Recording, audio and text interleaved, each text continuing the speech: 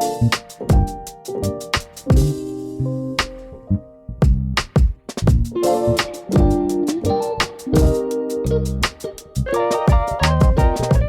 friends, and welcome back to Dare Me to Prosper. My name is Avery, and this is episode number 13. And today we're talking about how emotional intelligence helps break toxic cycles and end relationship trauma. I know that you guys know that it was only a matter of time before we started talking about emotional intelligence, because I really feel like every topic that we discuss on this podcast ultimately will come back to emotional intelligence. This is really a foundation for a good life, I believe. Can you build? Can you tap into? Can you develop emotional intelligence? Now, obviously, quick disclaimer, I'm not a therapist. I'm not trained in any sort of mental health or relationship topics professionally. These are just my opinions based on my personal experience, my personal beliefs, my personal trauma. Also, as another quick disclaimer, in this episode, I really focus on emotional abuse, not physical abuse. So that is definitely its own very valid, very important topic. I would love to maybe bring on an expert in that field later down the road. It's not something that I've personally experienced or feel comfortable speaking on, but I would love to talk to somebody later down the road. But just as a heads up, I don't want you to think that I'm not acknowledging that as a toxic abuse cycle. I'm just mainly focusing on the emotional issues. But I really feel like this is a hot button topic right now. I think, thankfully, we are kind of in an era where it seems, at least to me, that so many people are really starting to wake up to what healthy relationships do and don't look like. And I think it's partially just a matter of getting older as we age and go through relationships. I think we, grow and we understand more as we should. But I think also there's just kind of a bigger discussion happening now around mental health, around relationships, around what is appropriate behavior, around karmic relationships, toxic relationships. There's just a lot more people talking about it. There's a lot more people, I think, that are setting harder boundaries, and I think just developing their self-worth. And so I love that. I think especially for women, we're seeing that a lot, because I think when you can put words and terms and better understanding to these things, you can implement and embody them better. Okay, so let's talk about what is emotional intelligence, or EQ as I've seen it written. Emotional intelligence is basically, if we're going to boil it down, the ability to recognize, understand, and express your emotions effectively, both within yourself and to other people. It's being able to navigate your relationships with self-awareness, okay? So self-awareness is a big thing that we're going to talk about here, because this is really what it boils down to. So we're going to talk about what it is, why some people develop or don't develop emotional intelligence, the impact of basically toxic relationships on your life, having relationship trauma, the common signs to look out for, how to deal with people who are toxic, and how to heal after a toxic relationship. You guys know I tend to yap, so I'm really going to try to get through this efficiently. But to better understand emotional intelligence, I want to break it into 5 key components. So self-awareness, which is a big one that we just mentioned, recognizing and understanding your own emotions, your own triggers, and how they influence you. Self-regulation, so then being aware of how to manage it yourself, the ability to manage your own emotions in a healthy way, not being impulsive, for example. Empathy, the ability to, recognize other people's emotions, having compassion for others. Social skills, big part of emotional intelligence, being able to not only understand, but then navigate various social situations.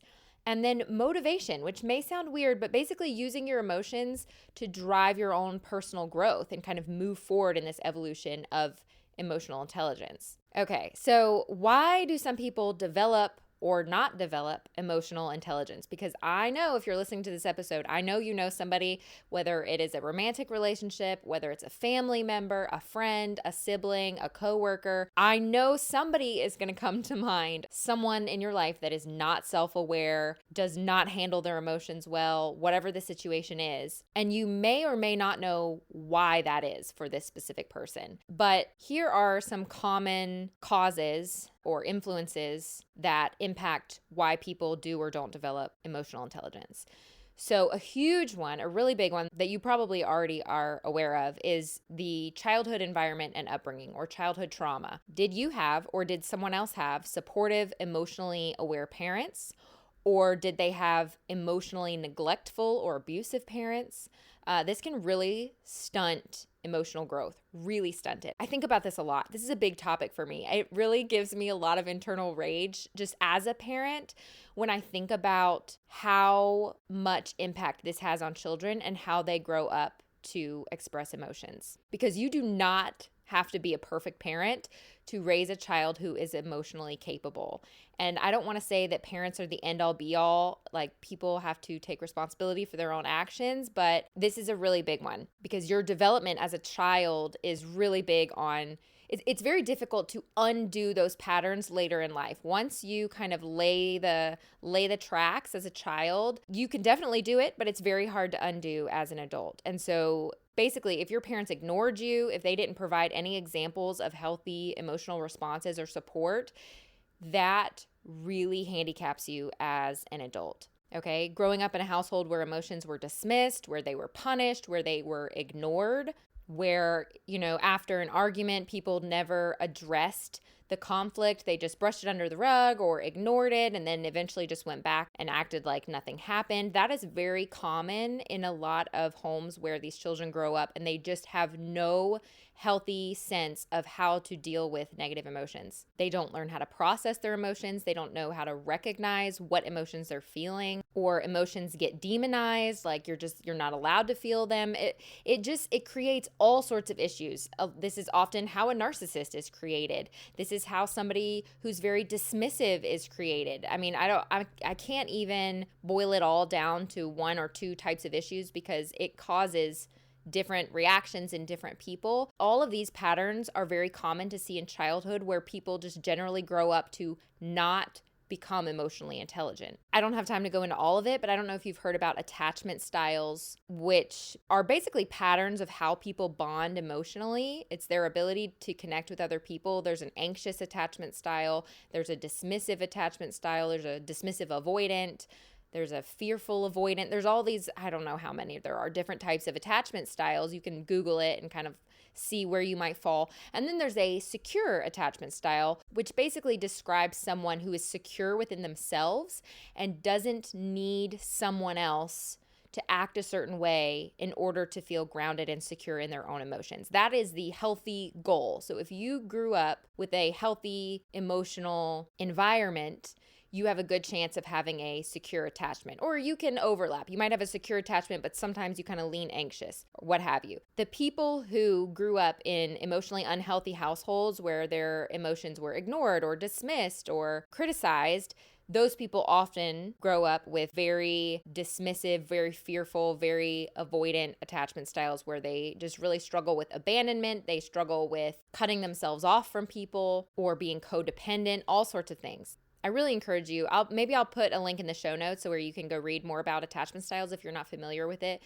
But that was something that was very eye-opening to me. Also, something I found very interesting, and not to throw parents under the bus, but something that I recently came across was that there was a study done on attachment styles. And the study found in households between parents and children, as long as the parents were attuned to their children's emotional cues, so basically responding to them if they were crying or if they were upset, comforting them or whatever, as long as the parents were attuned to their children's emotional cues 30% of the time, 30%,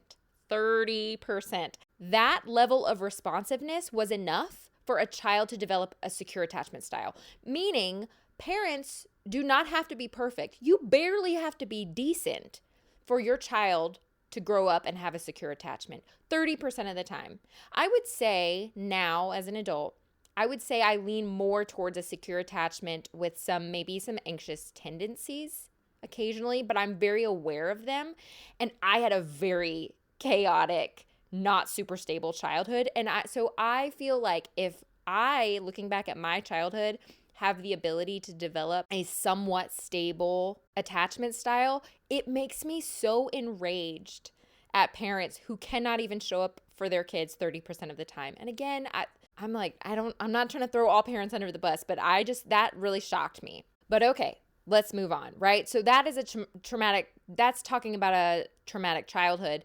And due to these things, all of these habits that we've discussed, people often develop defense mechanisms like avoidance, stonewalling, suppression, projection, denial. They develop insecure attachment styles, they develop coping strategies, all sorts of different negative emotional traits that they employ because they don't know how to deal with their overwhelming emotions. They cannot regulate. But besides from just your childhood, cultural and societal influences are also really big. So, there's obviously some culture pressure, and every culture is different, around the world, in different countries, it looks different. But, here in America, for example, things like gender roles or just expectations like, toxic masculinity, or men can't cry, or women are too emotional. Any sort of peer pressure like that, or just expectations from society, definitely have an impact on how people feel that they are allowed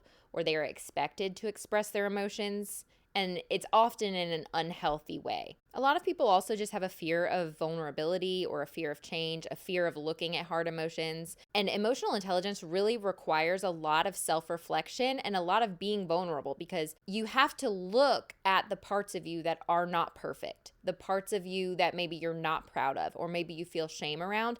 And that's a very vulnerable thing to do. And it's difficult and it's uncomfortable, even if it's just you reflecting within yourself, even if you're not sharing it with other people. Some people are so afraid of tapping into those feelings that they just completely avoid it. And so that fear of vulnerability will block them from developing emotional intelligence. So while your past experiences can kind of shape your emotional intelligence, really at the end of the day, people ultimately choose whether or not they want to develop it. Everyone, for the most part, has the option to develop emotional intelligence, to do the work, assuming that you are, somewhat stable and sane. This is almost across the board available to everyone. It's just a matter of, are you willing to put in the effort? Are you willing to do the work? Are you someone who has a growth mindset? You're someone who chooses to grow. You recognize that emotional intelligence is a skill that can and should be developed. Or are you someone, or they are someone, whoever, with a fixed mindset, which is somebody who believes that emotional tendencies are unchangeable. Like, oh, this is just how I am.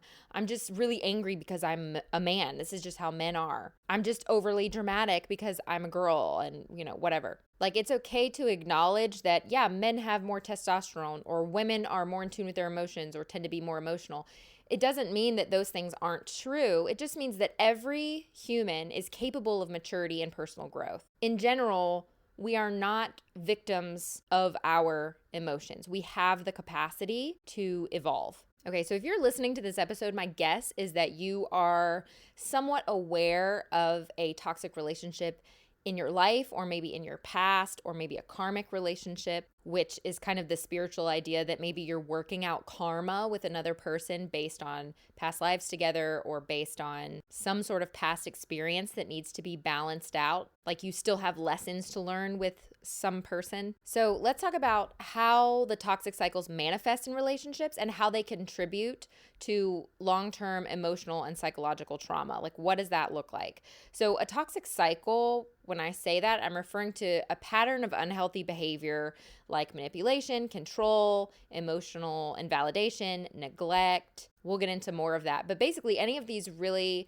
damaging type behaviors within a relationship. So I'm going to use parent-child relationships and then romantic relationships as kind of two of the big examples, just because those tend to be the most common places, because they're very strong relationships. However, this could, of course, apply to any family member or a friend or a coworker or whatever the relationship is. So some common toxic cycles that you see between a parent and a child are, for example, an emotionally distant parent, like we mentioned, which then often creates a child who suppresses their feelings, isn't comfortable with their feelings, doesn't know how to process their feelings.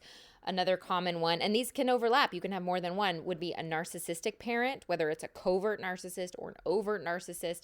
I really encourage you. In fact, I will link a book or some resources in the show notes for reading up on narcissists because this is a really eye-opening topic. But a narcissistic parent often will lead to a child who's a big people pleaser, like feeling like the wheel is always spinning, they can never be good enough, never do well enough, always trying to please that narcissistic parent, and then they take that into adulthood. An overly controlling parent, which often will lead to either a rebellious child or a codependent child. So it could kind of go either way depending on the child and how they react. But you could either get a child who just is completely rebellious or a child who becomes codependent, again, kind of going back to that people pleasing, like they just want to please the parent. They just want to do what's right. They just want to whatever, to the point where they become so attached to the parent's emotions. It becomes like an enmeshment situation where they're so worried about their parent's emotions that they become codependent on whether or not the parent is happy. And they don't learn how to regulate their own emotions because they're basically surviving off of how the parent feels. And a lot of these patterns are also generational, like parents will raise their children the same damaging way that they were raised. So these people, if they grow up to continue to live in an emotionally unintelligent way, they never learn the lesson. They never wake up to the pattern. They will just continue to raise the child the way they were raised, which was damaging and awful and left them very handicapped. But they don't understand that. They don't realize that. So they'll just repeat the pattern on their own child, which is why you hear now a lot of people talking about breaking cycles, breaking generational cycles, breaking karmic cycles, because we're putting an end to however many generations of parenting that just perpetuated this same exact problem. Okay, so let's talk about patterns in romantic relationships that you may be aware of or can watch out for.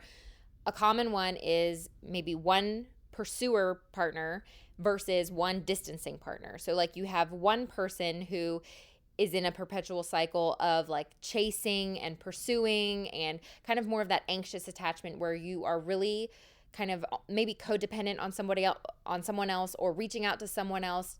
You don't feel secure unless they are offering you security.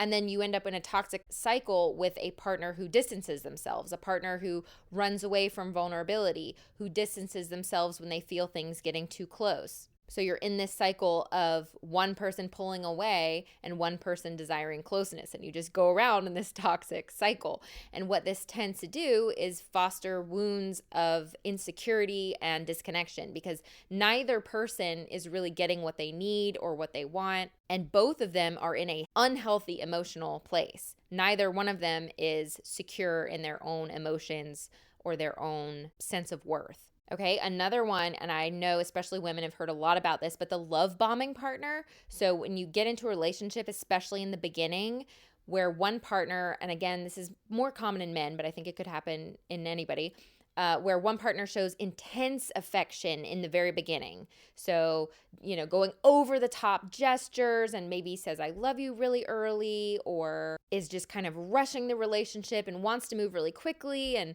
kind of sweeps the other person up in kind of this emotional roller coaster and tries to get them emotionally invested very quickly, only to later kind of switch it up and become a totally different person, where you start criticizing them and manipulating them and kind of flipping the script so you've got them emotionally invested, and then you turn around and act like somebody completely different. Again, this is common with narcissists also, but for the other person who is a victim to the love bombing, it fosters a lot of broken trust and confusion, and that person sort of can lose the ability to trust or properly analyze future relationships, because then when they do go to build a healthy relationship down the road and they, are on more of a natural pacing, but say that person is trying to show them affection, the person who experienced love bombing can then go, well, wait, are you love bombing me or is this real? Like, it just creates a lot of confusion and insecurity in future relationships. Okay, another pattern that is common in romantic relationships is just a lot of codependency. So a toxic dependency, whether it's one or both of the partners, especially with one person who is just relying on the other person for their entire sense of self-worth, for their entire sense of stability. They have a fear of abandonment. They don't have very good boundaries. And again, if this person was a child who grew up in a household where they were very enmeshed with a parent and their emotions very much relied on how their parent felt, those same people will often go into romantic relationships and create that same pattern. They don't even realize they're doing it. There's no self-awareness that they're doing it, but they get into relationships and they very much become codependent on a partner where they are very much relying on their partner to determine how they feel, how they act. They don't have a strong identity. They don't have a strong sense of self because they were never able to build that because their parent didn't really give them an opportunity to do that as a child because their parent expected them to be responsible for the parent's emotions. And so they grow up and they become very codependent on other people and very insecure. Okay. And then another pattern that you'll see in romantic relationships is, of course, a narcissistic partner, somebody who, again, might love bomb or they might be codependent. There can be a lot of overlap here, but somebody who, again, a narcissistic tendency is to really be this amazing person in the beginning and they look this way and they do all the right things and say all the right things. Only later, once you're emotionally invested, to kind of let their true self show and become somebody totally different, especially in private. Once you are in a relationship with a narcissist, conflict is often very much them avoiding accountability, blame shifting, giving false apologies, repeatedly drawing you into this basically cycle of blame shifting, getting angry, turning everything around on you, maybe stonewalling you. And then even after maybe that conflict is quote unquote sorted out, that is just a constant cycle that you will never escape from. Every conflict, every time something comes up, you just end up in this constant abuse loop. And oftentimes what this does is the other person in the relationship can often experience a loss of self-esteem. Again, just total confusion, losing the ability to properly trust and analyze what's reality and what's not. They start questioning things because they've been brainwashed or convinced that maybe they're the problem or it's their fault. It just leads them to overcompensate in the future and really lose their stable footing. So again, those are some patterns that you may or may not have seen before in the past, whether it's with you or whether it's with someone else. All of these are abuse cycles, toxic abuse cycles that have a huge impact on an individual's emotional health. And people who may not have had the tools or the emotional support or a steady childhood are more susceptible to being negatively impacted by these toxic behaviors. So this can be a very dangerous place to be in. And again, even if you don't recognize, because I think it's very common for people, especially kind of maybe in the middle of the relationship while it's happening, it's very difficult to recognize. It's easier to look at somebody else's relationship and recognize toxic patterns than it is to look at your own relationship and recognize toxic patterns because you are emotionally invested and your brain doesn't want to always acknowledge the toxic patterns that are happening within your own relationship because your love or care for this person can oftentimes overshadow your logical ability to see an issue.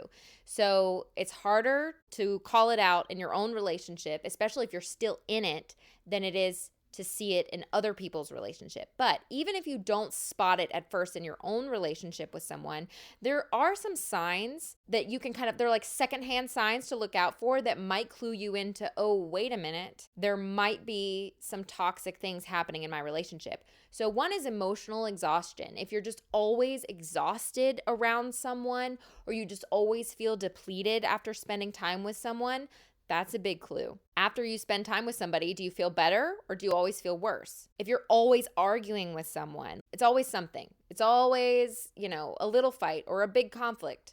Something's always wrong. It's never at peace. Big red flag. Feelings of being misunderstood. If you feel like you just can't get your point across or you feel like this person just doesn't understand me. I feel like my words are always twisted. I feel like they never believe me, or I can't ever say what I need to say. Feelings of being misunderstood, also a red flag. Constant questioning of your relationship. Again, whether it's a parent, a friend, a romantic relationship. If you're always thinking, is this normal? Does this happen to everyone? What? Is this happening in other households or with other friends? Do other people feel this way? If you're constantly questioning the environment or the habits within your relationship, that is a red flag. feeling the need to hide parts of your relationship from friends or family or just other people in general. Like if you don't want to tell other people about something in the relationship because you're worried of how they'll respond, that's probably a red flag. Or on the flip side of that, feeling the need to hide things from the person you're in a relationship with. So instead of not wanting to tell your friends and family about your relationship, not wanting to tell the person you're in the relationship with about just whatever, things about your life or things you're thinking or things you believe or something that happened, not feeling safe to share things with the person that you're in this relationship with, big red flag. Okay. And then lastly, feeling ostracized. Why is that hard to say? Ostracized from other relationships. So feeling kind of isolated, or whether it's this person kind of controlling you or whether you feel the need to cut yourself off from other people. Anytime a relationship is isolating you, that is not healthy, and it is often a sign of manipulation or control, even if you feel like you're doing it to yourself. Red flag. So again, that's just some things, some symptoms, certainly not every symptom. Use your gut, use your intuition. Anything that doesn't feel good, it doesn't feel right, or you just feel unsettled. Pay attention to those feelings. Don't let them fester and go on for years beneath the surface when by that time, much more damage has taken place. It's really, really important to develop the self-awareness to identify when you're stuck in a toxic pattern. Going back to your intuition, it's important to understand what your emotions, what your triggers, what your reactions are telling you about your current relationship. Your emotions, and I've talked about this in other episodes, but your emotions are like your roadmap. They are your lights flashing, your alert lights flashing in your body to say something is not aligned, something is off, pay attention, and let's, get to the bottom of this. So where are your emotions pointing you? Now, I'm really big on this idea that you cannot fix other people. Obviously, you can only heal yourself. We need to heal our own triggers, heal our own wounds, our own emotional trauma, and we're going to talk about other people too. But this is certainly not a situation where we always just point the finger and then we do no inner work. This podcast is all about the inner work. So basically, there's two sides to this coin, okay? You're in a toxic relationship. You're in a karmic relationship. There's two sides to how we overcome this. The first side of the coin is you, recognizing what you are negatively contributing to the relationship. Even if that negative contribution is only kind of like abuse to yourself, if you feel like, you're doing all you can to not reflect back to this person what they're doing to you, regardless, you always have a side in it. It always takes two to tango. So what are your bad choices that you are making in the relationship? It doesn't mean that you're not a victim to this person. This person could have absolutely abused you, violated you, whatever it is. And it doesn't mean that they're off the hook. And it doesn't mean that you don't get to acknowledge that you suffered at the hand of this person. But when I talk about looking at what we're contributing, it's not looking at what we're contributing so that we can feel shame and guilt about it. It's looking at what we're contributing negatively so that we can heal it. This is an act of self-love and self-care, not a finger pointing, I need to feel bad about myself. So that's a big distinction, because I don't want you to think of this as like, oh, I need to shame myself for whatever I contributed to the relationship. No, you need to, in a mature manner, reflect on your own negative patterns so that you can heal them, evolve, and become a better person for yourself, because we do love ourselves and we do care about ourselves, and we want to show up the best possible version of ourselves for us and for other people. So before we look at the other person, we're looking at ourselves. In this relationship, am I showing up to the best of my ability? Do I have self-awareness of my own bad habits? Because none of us are perfect and we all have bad habits, right? Do I have control over my reactions? Have I gotten to the bottom of my own triggers and worked on healing my own emotional wounds? What's triggering me? Why is it triggering me? What has shown up in my past that is causing me to feel triggered by this? Do I feel emotionally secure? Am I leaning on this person to make me feel better when I'm upset? Or am I able to self-soothe? Or maybe you struggle with the opposite. Maybe you're always isolating yourself and dealing with everything yourself. Maybe you need to reach out to a emotionally intelligent person, support system, whether it's a therapist or a friend or a parent, if you've got an emotionally mature one of those. Am I secure within myself? Can I honestly say I am whole completely on my own. Okay, because you cannot sustain any healthy relationship if you are not healing your own wounds, your own traumas, and your own bad habits. We all have issues. We all have our own bad tendencies. It's only a question of what are yours, okay? Like mine, especially this past year, have been working on, again, some of the things I've said, my own self-worth, making sure I'm not relying on anyone else to self-soothe my wounds, because I did have somewhat of an anxious attachment from my own childhood, making sure I hold my personal boundaries, not compensating my boundaries to make someone else more comfortable, not relying on others to help me feel better when I'm upset. Okay, so again, this might be one of those things that it's really helpful to write down. Sometimes it's more helpful to see it written out on paper, but really consider what needs healing in you. Look at your emotions that are uncomfortable and then look at where they're coming from to see if you can pinpoint and then process those emotions and show up differently. Okay, so if you're doing that work and you're processing your emotions and you're going to therapy or whatever it is, and I've got other episodes where we go deeper into that stuff, then at that point, not that you have to wait until then to notice negative patterns, but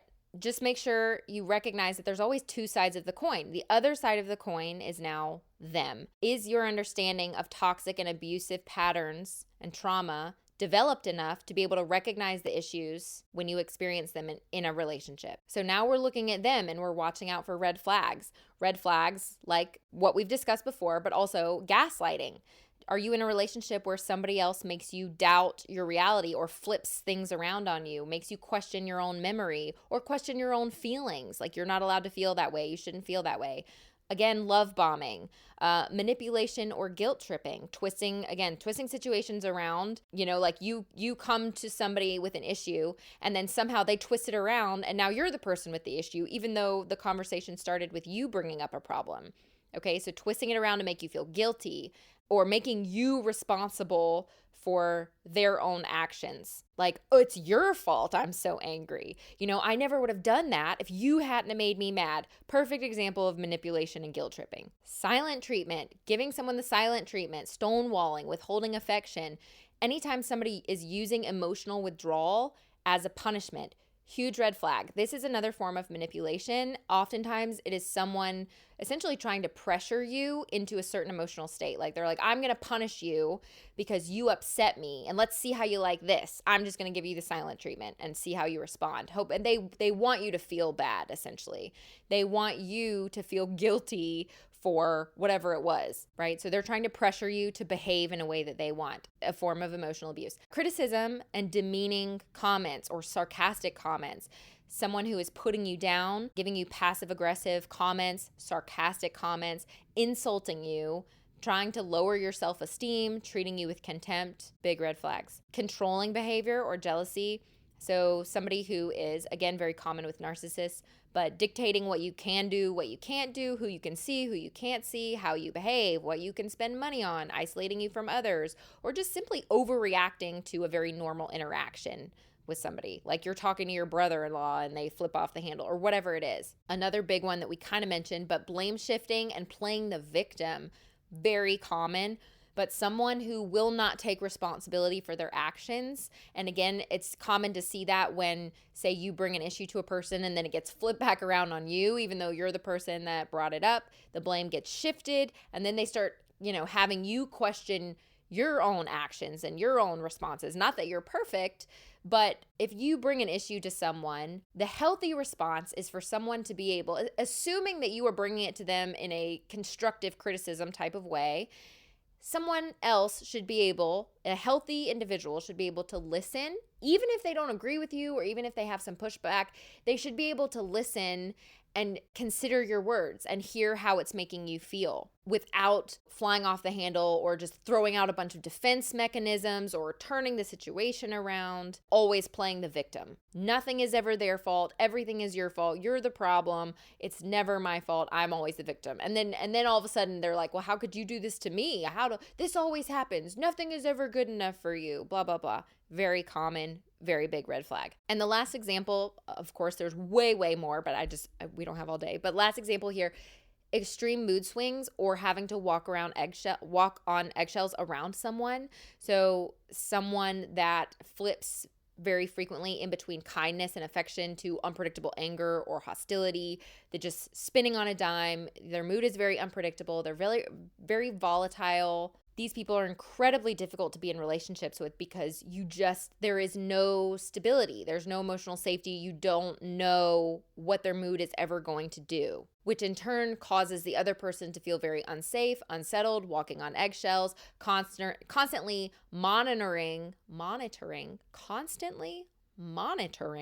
wow, your every move as not to upset them. That is not healthy. And there is especially, and I know because I just see this talked about a lot, it's very common with women. Not that it can't be vice versa, because it absolutely can, but it's very common with women to normalize walking on eggshells in a relationship where they walk on eggshells. They are always timid. They're not sure. They're adapting all of their behaviors, even behaviors that were not unhealthy, just to not upset their partner.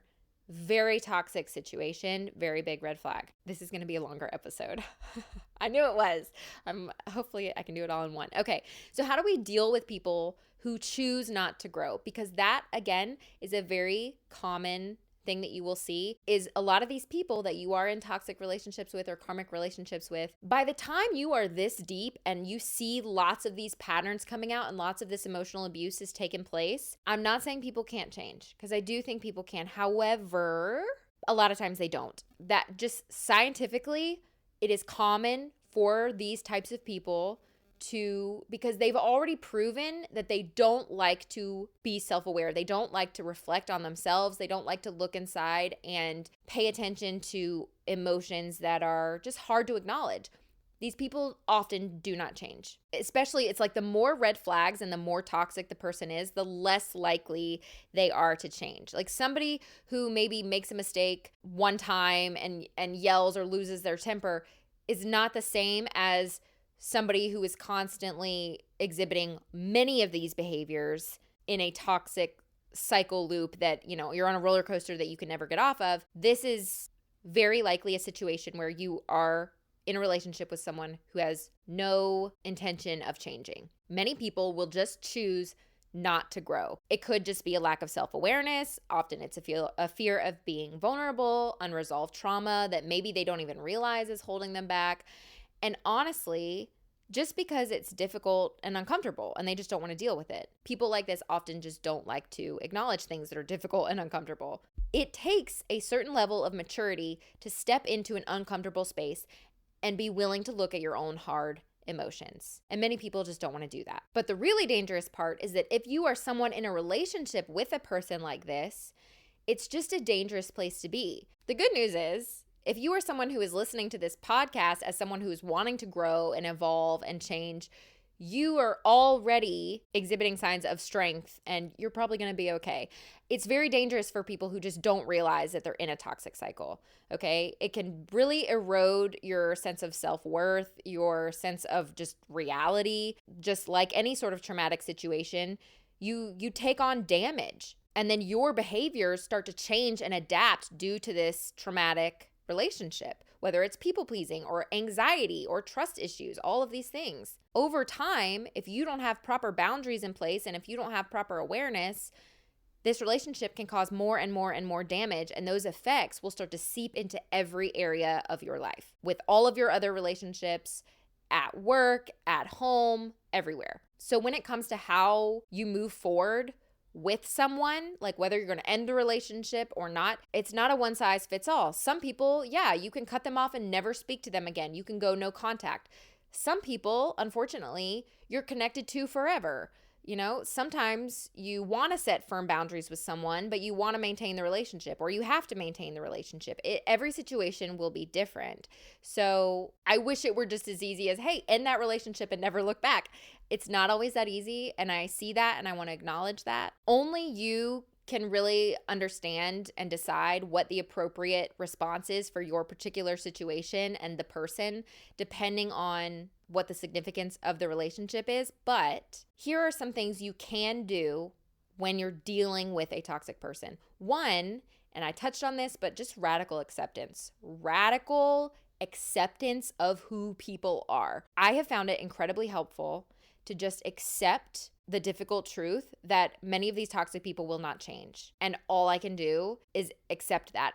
Because it's often more damaging to just hold on to false hope. Accepting people for where they are and not where you hope they will be releases you from holding on to a wish that will never come true. It lowers your expectations. It helps you to accept a reality that then you can move on from. You can start healing from a place where you understand now exactly what to expect. You acknowledge this person for just who they are. So you're no longer riding this roller coaster of, oh, but they'll change. Oh, but I have high hopes for them. Oh, no, you're going to keep your feet on the ground and recognize, you know what? This person has some really toxic habits and this may never change. And, whatever your tie to this person is, whether you can end the relationship or not, you don't have to ride their roller coaster. You don't have to constantly be let down by this person because you keep hoping for the best and receiving the worst. Especially if you're dealing with a narcissist, this is a really common thing. One thing to know about narcissists, scientifically, according to studies, narcissists do not change. You could easily wait years on someone, hoping for the best, hoping that they'll be better, believing in their potential, only to waste so much of your life on someone before finally coming to the understanding and the realization that they will never truly change. And again, I'm going to leave some really great resources in the show notes, but radical acceptance is a really big healing opportunity. Another one, setting boundaries. It's really, really important to protect your own energy by setting and keeping your own boundaries. You have to limit how much someone else's negativity is allowed to affect you. Boundaries are your shield against someone else's ability to hurt you. It can look like refusing to be swept up into an argument. It can look like saying no when somebody else is manipulating you to say yes to something. It can look like not speaking with people who are yelling at you or disrespecting you. It can look like only responding to others when you're ready, like, someone's mad at you because you're not returning a call, you're not returning a text. Okay, only responding when you are prepared to respond, that's a boundary that you're allowed to have. Leaving a relationship when it's harming you, that's a boundary that you can and should have. Setting and keeping boundaries. Again, really helpful to write down if you're just like thinking through this. Write them down. Write down what your boundaries are. It will help you kind of set in your mind what they are and will help you embody them. Another one, seeking support. And again, I have to say how important it is that you seek support from people who you believe are emotionally intelligent. Do not seek support from your super immature friend, okay? Get support.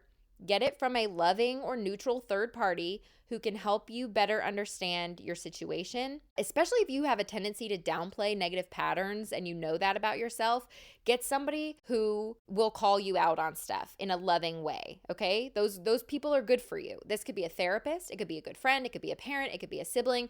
Again, preferably someone, really, really preferably someone who you believe is grounded and will give good, mature, emotionally intelligent advice.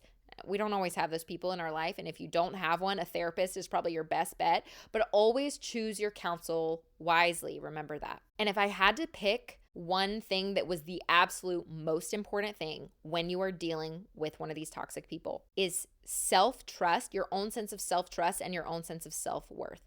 One of the best ways to ensure that you are, quote unquote, abuse-proof, so to speak, is having such a strong sense of self-worth and self-trust, your own intuition, that you do not allow other people to cut you down. You don't allow other people to abuse you or respect your boundaries because you are so sure of your worth and what you deserve that you just don't put up with that. The more assured that you are in who you are and what you deserve, what you will stand for, the faster you will spot the signs of abuse and put an end to them. Draw a line in the sand. This is your strongest shield. Self-trust and self-worth, that is your shield. If you take one thing away from this episode, that's what I would want you to take away. That the more sure you are of yourself, the less you will put up with toxic people. Okay, and this episode's getting a little long, but real quick, I want to touch on how to heal after a toxic relationship and kind of what to look out for in the future so that you don't end up in a relationship like that again. So how to heal after a toxic relationship. First of all, acknowledge and validate your experience. Like, don't gaslight yourself. So many people do carry a sense of shame for allowing themselves, like, especially people that tend to be bent towards shame or guilt or carry a lot of shame. People like that tend to gaslight themselves, which again, or it can also be common after dealing with somebody like with a narcissist who convinced you that you were the problem when in reality they were abusing you the entire time. Acknowledge that your experience with a toxic person was that toxic, and that's valid, and that while you may have played a part, that you also were a victim of a toxic emotional experience, and validate that and acknowledge it and accept it. Don't feel like you need to carry shame or carry guilt or downplay the situation. Acknowledge it. Set and reinforce your boundaries. Again, I'm not going to harp on it, but one of the ways you can heal is by making sure before you ever get into another relationship that you know exactly where those personal boundaries are and what they are. Processing your trauma, go to therapy, do the self-care, do the journaling, do the meditation, process the emotions. It is not, so many people jump from relationship to relationship thinking, well, I just won't get into a relationship with somebody who's just exactly like that person.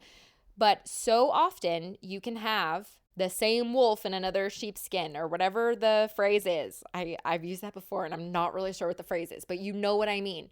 People with their toxic behaviors, it can be very sneaky and it might not look exactly the same every time. So do the inner work of either talk therapy or any kind of therapy, self-care, journaling, really processing what happened, how you responded to it, what the emotions were, so that again, that will help you set the boundaries, that will help you build the self-worth, etc. Again, after that, speaking of self-worth, also self-care. Be kind to yourself, build yourself up. Understand and embody your worth and your value. Take care of yourself. Treat your body well. Try to take care of yourself in such a way where you're setting yourself up to feel good in your mind, in your body. All of these things are connected. Practice habits that build your confidence. Move your body, eat well, because not only will your body feel better, your mind will feel better, your mind will feel clearer and healthier, and you will feel more confident. And the more confident you are in yourself, again, the less you will put up with these sketchy behaviors. Then surrounding yourself with good people, again, like I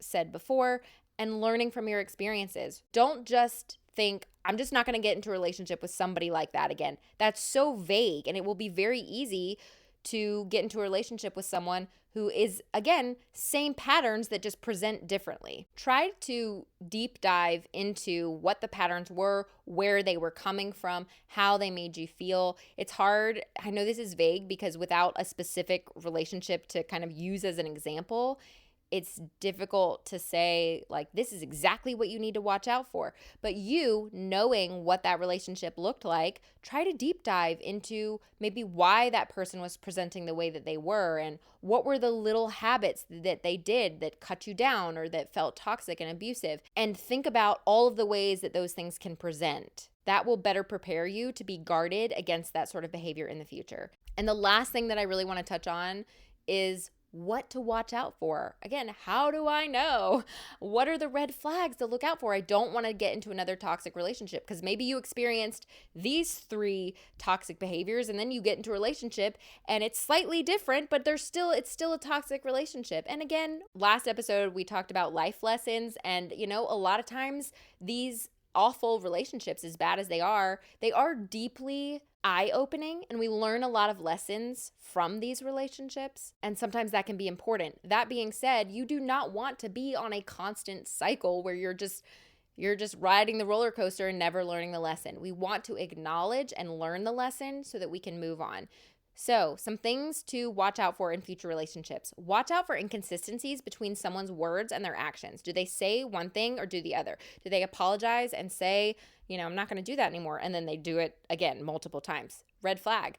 Take note of their emotional awareness. Do they take accountability for themselves? Are they self-aware? Do they sense and understand their own emotions, the emotions of others? Do they display empathy? Are they love bombing you? Do they respect your boundaries? All of these things. Just take note of how they speak. How do they talk about other people? Do you get the sense that they are aware of how they come across, or that they are aware of how you're feeling? Very important. Observe how they handle conflict. Like if you're in a relationship with someone and you have, a disagreement, how do they handle it? Do they communicate calmly and openly? Or do they blame, stonewall, create outbursts, fly off the handle? Anything that you see from them early on is only a small example of what could escalate later. So anything that you see in the beginning, assume, multiply that times 100 and think, would that be okay? Not to throw men under the bus. However, specifically, if it's a romantic relationship with a man, I want to say look out for what is his relationship with his mom like? Is he a mommy's boy? Does he have proper boundaries with his mom? Does his mom have proper boundaries? Does he respect her but also understand his role as a full-grown man? A man's relationship with his mom, whether he's a mommy's boy or whether he treats his mom like trash, is a really important, because both of those are horrible, okay? Both of those are going to be red flags for your relationship. And again, what are their past relationships like? So from this person, do you get a sense of a negative pattern? Do they trash talk all of their exes or all of their friends or their family? Not to say that people don't have crazy stories about past relationships, but are they always the victim in all of their experiences? Do they acknowledge any accountability for any relationship that's ever gone wrong? At the end of the day, the most important thing is to just trust your gut. Practice using your intuition, because your intuition will always clue you in. Their energy, the energy that you receive, that you pick up on from someone else, will always clue you in to these types of negative, toxic behaviors way before your logical brain will. So if you just sense like something is just off, because I can look back in my life and definitely say I've done this, where it's like I recognized early on like something is off, but I just ignored it or I just kind of brushed it away, that will come back to bite you. Make sure that you are just kind of tuning in and paying attention to your gut. Do you naturally feel good about this person, or is your intuition trying to tell you something? Okay, this was a long episode, so I am going to wrap it up. I hope that you enjoyed it, and I hope that this was helpful. If you have any topic requests or guest requests, you can always email me at daremetoprosper@gmail.com. Again, please leave the podcast a review if you have not already. I would just love to hear your feedback. I would love to hear from you, whether you're on Spotify or Apple Podcasts. I would be so appreciative if you left a review. Thank you again for listening to Dare Me to Prosper, and I will see you guys next time.